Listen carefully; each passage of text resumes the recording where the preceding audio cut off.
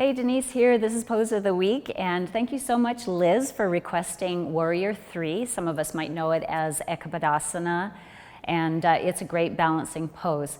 So you know what? If you have a request, put it in the comments below. I love to hear that and respond. I do it every time. And let's get going on this particular Warrior 3 list. So what I want to recommend is, first of all, help people to develop the strength and foot to core sequencing that they need for balancing poses. A lot of times we try to just rush right into the balancing pose and we're missing that development of strength, which is really what the posture is about. So here's what I suggest. Number one, it's good to have a target. Your body understands how to organize toward a target. So we'll start with standing on one leg, and you'll notice I'm not even using a mat. This also helps me to have more accurate proprioception in my feet. So I'm going to start here with my hands on my hips. I want to notice how I come forward, and I'll just put one hand on the block. And this gives me lots of time to get organized. I can fall in and out of the pose if I need. But ultimately, I want to get my great toe mound grounded and dial my knee outward so I can lift the arch of my foot.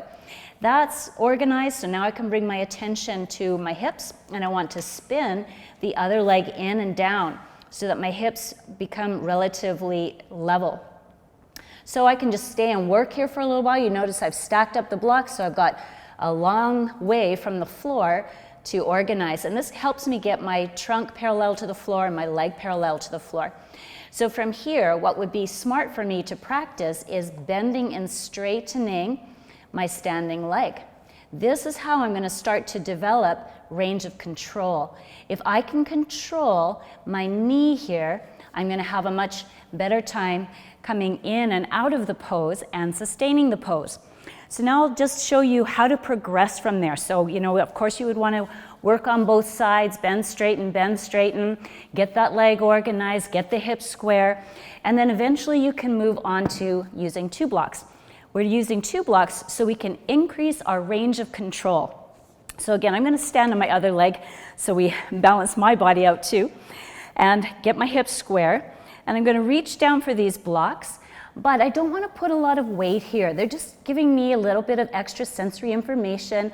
I'm pushing away from my standing leg, squaring my lifted leg and stretching my heart forward. You can stay here in strength and kind of pulling the blocks toward your standing leg. But ultimately, what I want to find is, can I sustain this leg, holding my other leg parallel to the ground, holding my heart parallel to the ground? And it's going to help me if I practice going in and out a few times. So I have had teacher training students ask me, you know, is it better to start this posture from the top down or from the bottom up? So like having a forward fold of some kind and coming up. I'm going to tell you right now, top down is the way you work into the pose. Once you've developed lots of strength, then maybe lift up from the floor. But we're working with top down. So then here, if I stay here, I can practice with all kinds of variations. It's really fun and interesting, and then eventually, yeah, I'm working toward bringing my arms all the way up. So let's go back to the other leg. And now here is where the final iteration is going to look something like this. I've had some practice moving in and out of the pose. I've got range of control now. And now I'm going to look at, can I just hold the posture? And I want to reach beyond my body, beyond my foot, beyond my fingers. Maybe the hands are coming together if the shoulders allow, but then I'm working on that steady posture.